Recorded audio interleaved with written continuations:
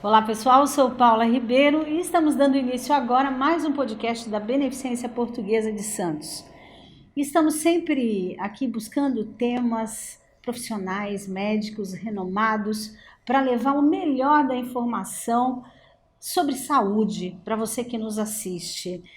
Podcast Beneficência, Medicina e Saúde chegando até você e hoje nós vamos falar sobre um tema simples.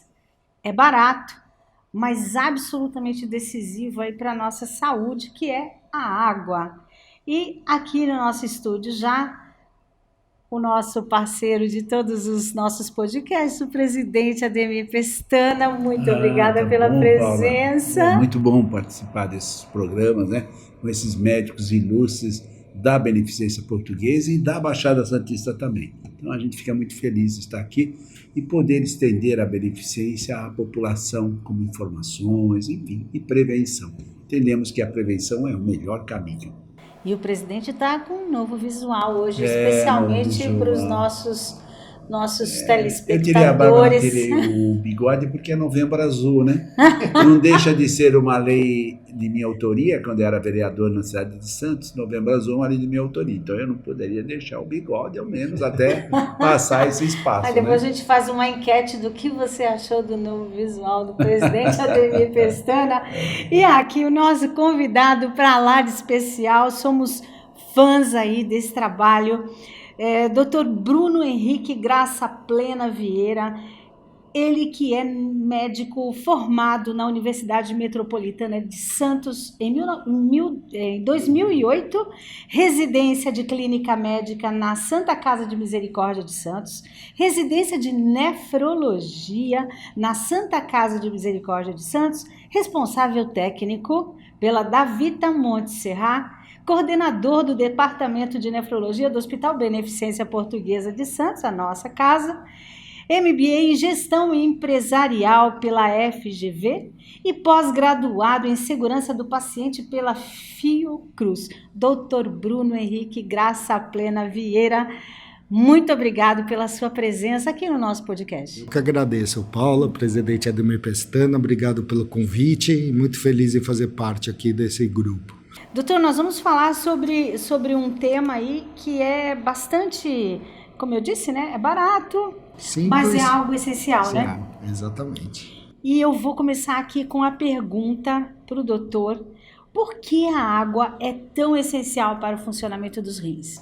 Então, porque o rim, em seu contexto, né, em sua arquitetura, ele é um filtro para o organismo. Quando você vai coar um café, você não precisa de água para fazer isso? A mesma coisa o rim. O combustível para o rim funcionar é a água. Entendeu? Sem água, sem fluxo, sem volume chegando para o rim, ele não sabe trabalhar. Entendeu? Então, por isso que a água é essencial para o funcionamento dele. Okay. Tá? É algo tão natural, né? Facilmente encontrado, e a gente às vezes negligencia isso, né? Eu uma vez escutei de um filósofo, né? E ele falava assim o seguinte: que água não se bebe, se come água. Aí a pessoa ficou na dúvida: o que é comer água? Comer água é a água que tem na fruta, a água que tem na alimentação, que só isso aí era o suficiente? Não, isso não é. Seu Ademir, não é o suficiente. Tá? A gente conta assim como um componente a mais, né? Tudo que entra magrinho na panela e sai gordinho ganhou água. Então, né? Então arroz, feijão, 2 litros por dia. Mas a água ingerida, a água pura, né? Você tem que ingerir uma quantidade de água adequada. 2 litros de água é um mito, tá? Não é todo mundo que precisa de 2 litros de água. A composição do quanto você precisa de água para o teu corpo, ela é baseada muito mais na avaliação da coloração da tua urina, tá? E no teu peso corpóreo. O que a gente indica é uma ingestão de água diária entre 30 a 35 ml por quilo de peso. Então, para um paciente de 70 quilos, em torno de 2.600 a 2.400. Agora, se o paciente tem 100 quilos, a gente já vê que é 3 litros de água que precisa.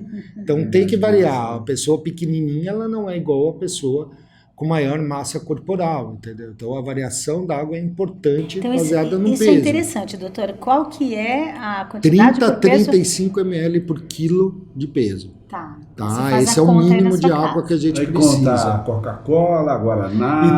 Então, isso conta Fanta. líquido, tá? Coca-Cola, Fanta, Guaraná, refrigerantes em geral, conservantes, não contam. Não contam, porque isso tem açúcar e tem diversos outros componentes, como conservante, como alto teor de sódio, tá? Que não vão estar ajudando o filtro nem Eu nada. pensei que contava, Entendeu? né? Agora, suco natural, chá, esse tipo de líquido sim conta dentro desse volume. Tá? Cerveja não conta. Mas funciona, Por quê? né? Funciona porque o álcool desidrata. Então a gente tem que tomar cuidado Olha com aí, isso. o álcool desidrata. A alta por quantidade de álcool acaba desidratando. Os sintomas da ressaca, inclusive, vêm da desidratação.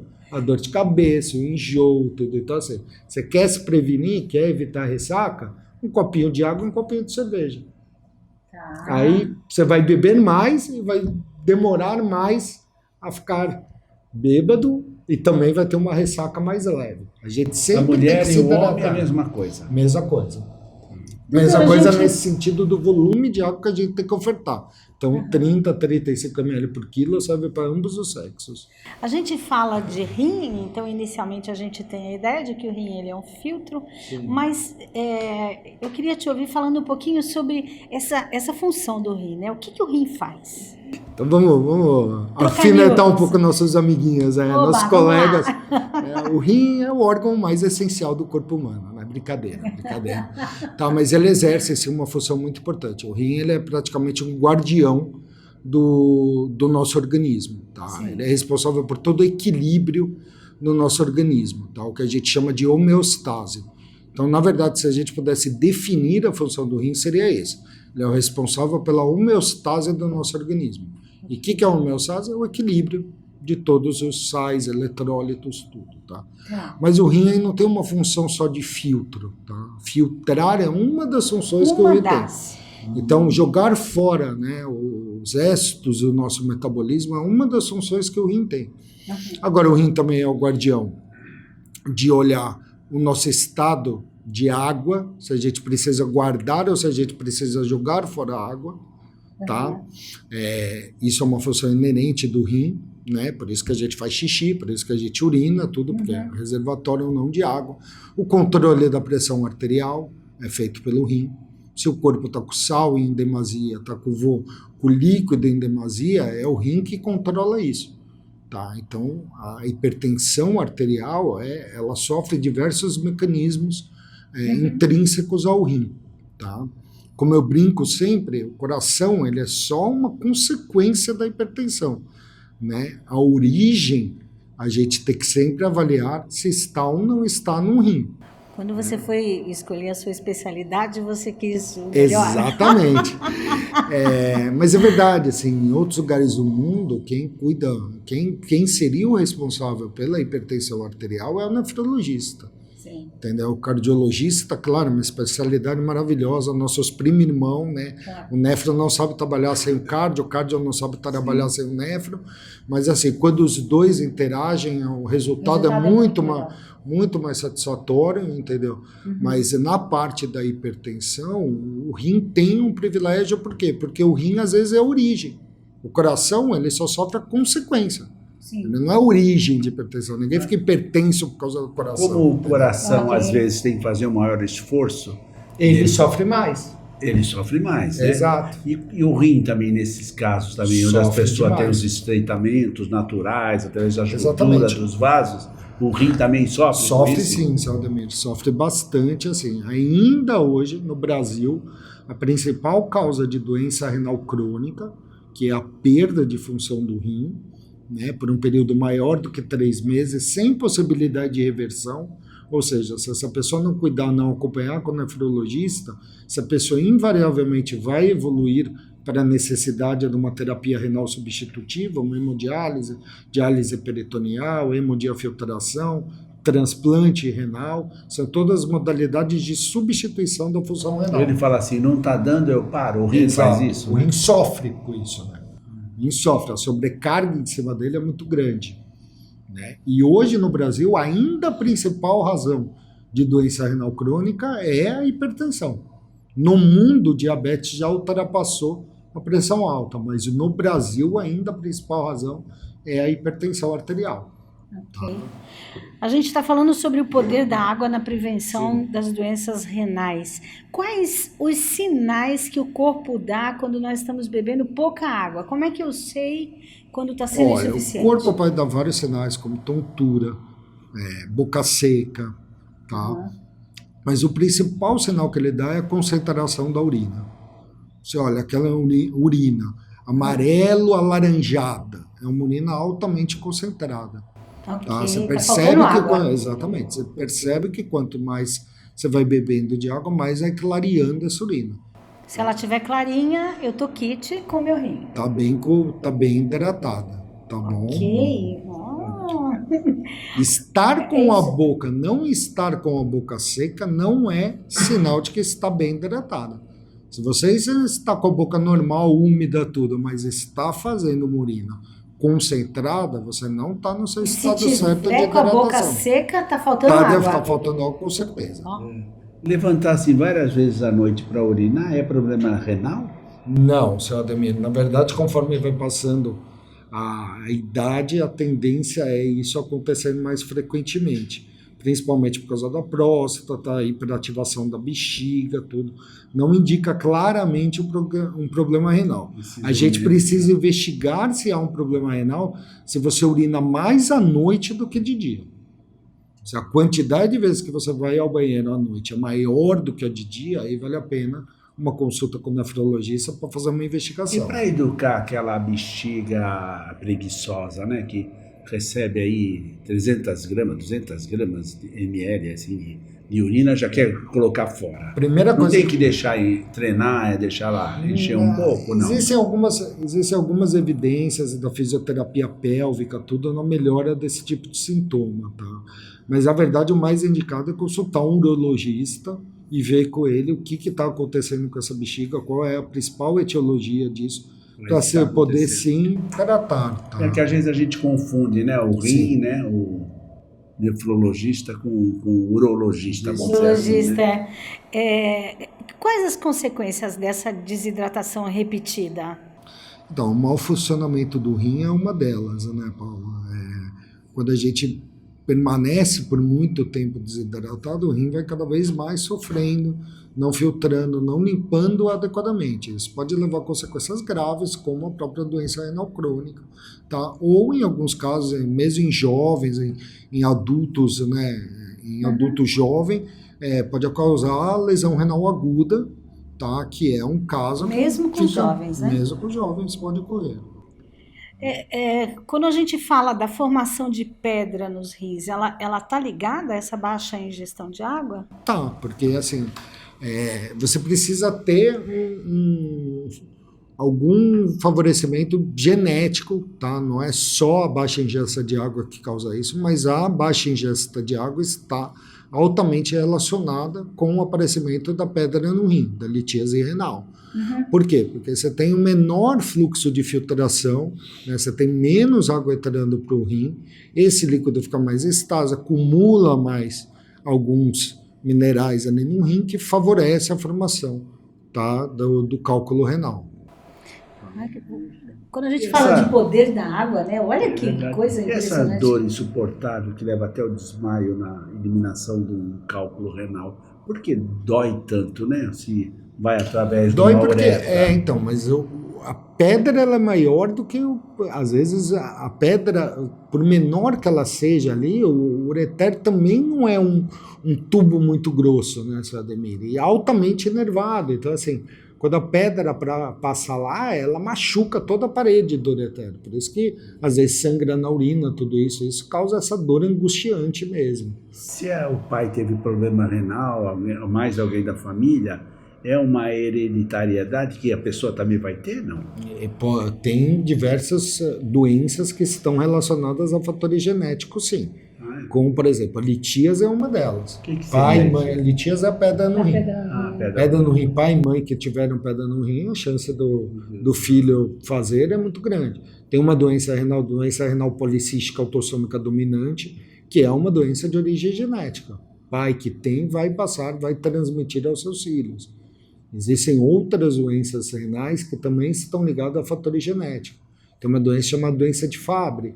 Ela é uma doença ligada ao cromossomo sexual. Então, assim, ela é passada de pai para filho, né? Ela é transmitida geneticamente, né? Entendeu? Então, assim, tem várias doenças que têm origem genética dentro da nefrologia. A cor da pessoa que tem problema renal Amarelado, né? muda, dá um sinal? Na O médico verdade, conhece, assim, andando na rua, fala aquele lá sim, aquele amarelo médico palha, tem tem esse olho sim. Eu aprendi muito, inclusive, para quem não sabe, a doutora Rosina é minha tia, né? Então, assim, eu já veio da nefrologia desde pequenininho acompanhando, e a Rosina tinha um olho clínico absurdo. Ela olhava e via, aquele paciente tem problema, por causa da coloração. Era muito mais comum antigamente. Hoje, com a melhora da diálise de alto fluxo, né? Mudanças de diversos tipos de tratamento, até mesmo os medicamentos que saíram tudo, hoje a gente percebe menos o tom amarelado da pele do paciente, aquele amarelo palha, né? Isso a gente percebe bem menos hoje em dia, mas ainda dá para ver em alguns pacientes que acumulam. Aquilo veio da ureia, veio de diversos tantas metabólicos. perguntas, né? A gente fica... Não, muitas. Imagino impressionante, quem né? está em casa aqui, enlouquecido para perguntar. Acaba acumulando no A mesma paciente, expectativa dá essa que as pessoas que estão nos assistindo está ali, se eu estivesse Nós lá, temos eu ia também, perguntar isso e aquilo, a minha é a mesma, né? A gente está aqui fazendo o podcast aqui, mas a minha expectativa é de perguntar tantas coisas, né, que a gente escuta e quando tem um médico do lado, a gente quer sempre perguntar, né? Não tem um lugar que você descubra que a pessoa é o médico que está do seu lado que você não vai fazer uma pergunta. Isso não existe. Estou errado, doutor? Não, é verdade. O senhor é médico mesmo? Tive um primo, tal. Assim sempre mesmo, tem a pergunta. assim. É pelo Entendeu? conhecimento, né? Você vê à tua disposição. Sim. Você quer fazer pergunta. Doutor, a gente está falando que água de menos faz mal, né? Já entendemos aqui essa função maravilhosa do rim de estar ali filtrando tudo, mas existe a possibilidade de sobrecarregar o rim com água? Sim, existe sim, Paulo. E assim, água de menos é ruim na maioria das pessoas, mas existem alguns tipos de paciente que realmente, se exagerar na água, trazem consequências drásticas, tá? O que consequências seriam essas? Por exemplo, o paciente que tem problema no coração, paciente cardiopata, que tem insuficiência cardíaca, o coração tem dificuldade de bombear sangue. Então, se você está com excesso de líquido no corpo, esse coração trabalha de uma maneira muito mais apertada e precisa de muito mais força para carregar isso. E isso vai fazer com que diminua a perfusão em outros órgãos. Então, assim, diminui a chegada de sangue em outros órgãos, a alimentação desses outros órgãos, inclusive o rim. Então, em paciente cardiopata grave, com insuficiência cardíaca, o excesso de água traz uma piora da função do rim. Parece um contrassenso, mas não é. Porque a dificuldade ali é do coração, é da bomba de empurrar esse líquido. Entendeu? E de conseguir chegar. O que seria essa quantidade? Então, nós falamos de 35 a 40, isso. Né, por peso, e nesse tipo de paciente, da insuficiência cardíaca, o paciente renal crônico, que não urina mais, então, o paciente que faz diálise, que já não tem, não elimina xixi, aí depende muito da avaliação clínica desse paciente. O quanto ele está acima do seu peso, o quanto de excesso de líquido que ele está. Alguns pacientes, o máximo que podem beber de água é 500 ml, contando em geral. Então, se ele estiver dialisando, por exemplo, aí E não fizer mais xixi. Se ele está dialisando, não fizer xixi, porque tem gente que dialisa e continua urinando. Okay. Agora, se ele não tem mais débito para esse paciente, por exemplo, que está nos assistindo, então nós falamos de 35 a 40 ml por peso, para esse paciente... A gente não tem um valor ideal, mas a gente calcula pelo que a gente espera ser o peso seco do paciente, e aí, baseado nisso, né, às vezes o paciente pode ingerir no máximo 500 ml. No cardiopata, vamos supor, com insuficiência cardíaca, o que a gente recomenda é que ele ingira de água perto do que ele urina. Então, se ele urina 1,5 litro, ingere 1 litro de água por dia. Tá? E uma coisa que eu sempre recomendo para os meus pacientes é se pesarem logo pela manhã, logo que sair da cama. Esses pacientes que são cardiopata grave, que tem insuficiência cardíaca, pesa logo que sair da cama. Porque tudo que você ganha de um dia para o outro, Paulo, é líquido. Ninguém ganha massa, ninguém ganha gordura de um dia para o outro. Então vamos supor, você foi dormir com 69 quilos, acordou com 70, você ganhou 1 quilo de líquido. Você ingeriu 1 litro a mais não dá pra no dia anterior. Que isso é peso corpóreo. Não é peso corporal. Tá. Isso é líquido em excesso que você reteve. Meu é o contrário. Se eu for dormir com 85 quilos, eu vou acordar com 84,5. Então significa que no dia anterior você bebeu pouca água, seu Ademir. Então é isso. Olha, é uma dica também. Tá vendo? Eu bebo pouca água mesmo. Ele bebe. Porque é sempre isso. Se você diminui o peso logo ao acordar, em relação ao dia anterior, isso é porque você não ingeriu a quantidade adequada de água. Se você aumenta esse peso, é porque você exagerou na quantidade de água que você está bebendo. Gente, que maravilha. É meia hora de coisa podcast, simples. mas a gente tem tanta coisa. É uma coisa aqui. simples, é uma balança de um quarto e se pesar. Sim, sim. Entendeu? Inclusive, eu quero te dar um spoiler. Nós estávamos aqui batendo um papo antes de começar Eu não estava, o programa. eu não estava. O presidente ainda não tinha chegado, estava. a gente já estava aqui só tricotando.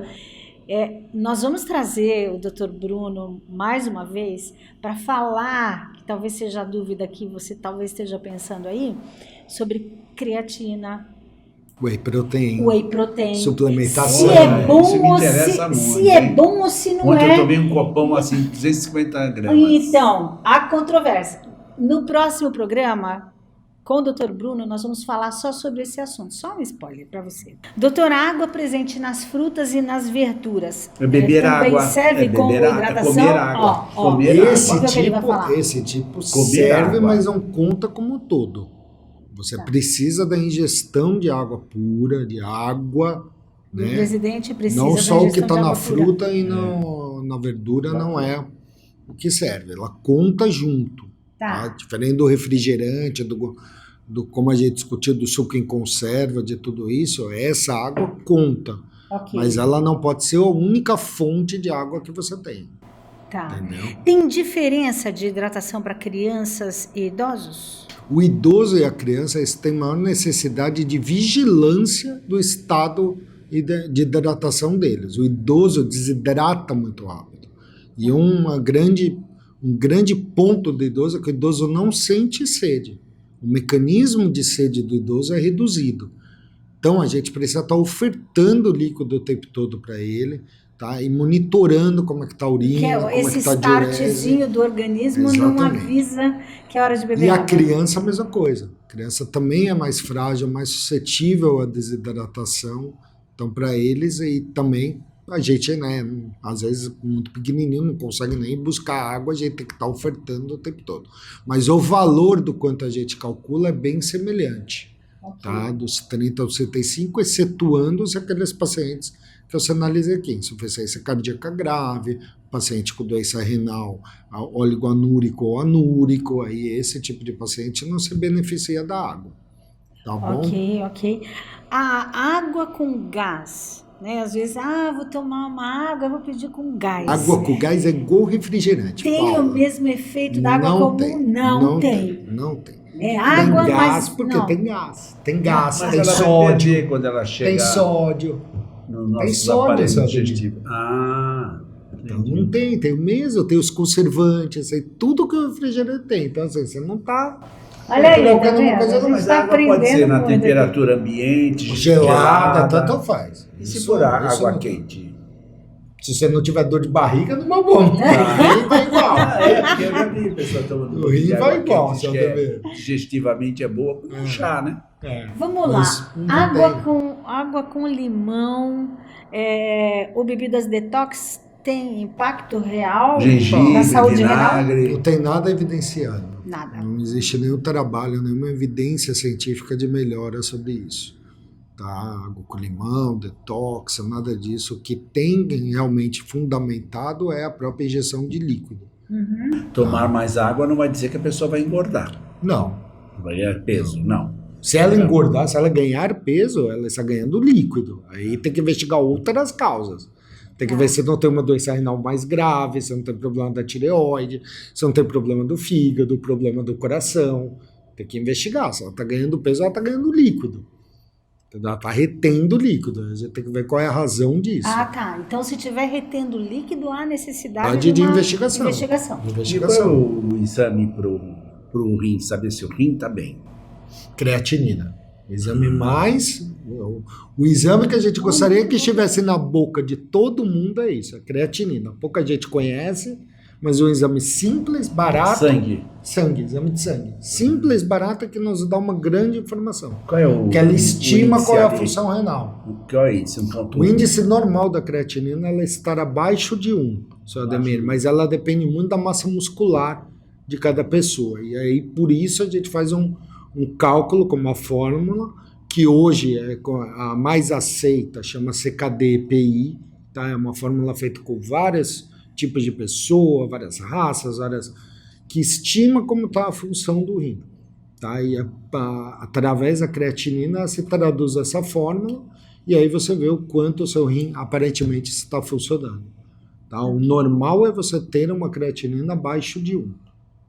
Tá? Agora, quando você é um homem de 2 metros de altura, não é o meu caso, 120 quilos, às vezes até 1,2, 1,3 de creatinina é tolerável. Tá? Quando você é uma senhorazinha de 40 quilos com 1,40 m, às vezes 0,9 de creatinina já está com a função renal alterada. Tá? Por isso que é importante, pelo menos uma vez ao ano, você passar com o nefrologista. Tá. Doutor, passa muito rápido. Nós já estamos chegando no final do nosso tempo aqui. Eu queria te fazer uma última pergunta e te pedir para deixar, por final, uma mensagem para essas pessoas que estão nos assistindo, de nefrologista, para quem nos assiste aqui, sobre o poder da água nessa prevenção de doenças renais. Mas eu queria te perguntar... quais os sintomas que devem fazer uma pessoa buscar um nefrologista, o doutor Bruno, por exemplo? Tá. Toda pessoa hipertensa ou diabética, pelo menos uma vez ao ano, ela tem que passar no nefrologista. Tá? Se você diabético tem, também, porque são as duas principais causas de doença renal crônica, doutor. Então, essas duas. Pessoas que tiveram lesão renal aguda, ou seja, acabaram indo numa UTI, uma infecção generalizada, qualquer caso que levou na UTI, teve lesão renal aguda, essa pessoa deve acompanhar com o nefrologista, porque no futuro a chance dele de ter uma doença renal crônica é muito maior. Okay. Tá? Pessoas que apresentam inchaço nas pernas, né? O inchaço nas pernas, no rosto, né? Ou perda de proteína na urina, ou qualquer alteração do exame de urina comum, deve procurar um nefrologista. Quando é a retenção de líquido por si só, muitas vezes a causa é vascular, tem outras causas, mas quando você tem perda de proteína na urina, isso é uma causa renal e aí quem tem que ver é o nefrologista. Tá? Doutor, para nós encerrarmos... Mensagem do poder da água. A água é um remédio simples, barato e fácil de se consumir. Então, para as pessoas que têm coração normal, rim normal, bebam água que vocês evitarão muitas complicações. Para todas as pessoas, dose a sua creatinina pelo menos uma vez ao ano e procure sempre um nefrologista em caso de dúvida. Agradeço a todos vocês. Maravilhoso! Puxa vida, hein? Uau! Dá uma escola. De aplaudir. É verdade. Parabéns, doutor. Parabéns, doutor. E é isso. Nós chegamos aqui ao fim de mais um podcast, já na TV Serra do Mar, TV Com, para levar essa informação que é tão importante, podcast Beneficência, Medicina e Saúde chegando até você. Obrigada, doutor Bruno. Obrigada, presidente. Tchau. E até a próxima. Obrigado, tchau, tchau.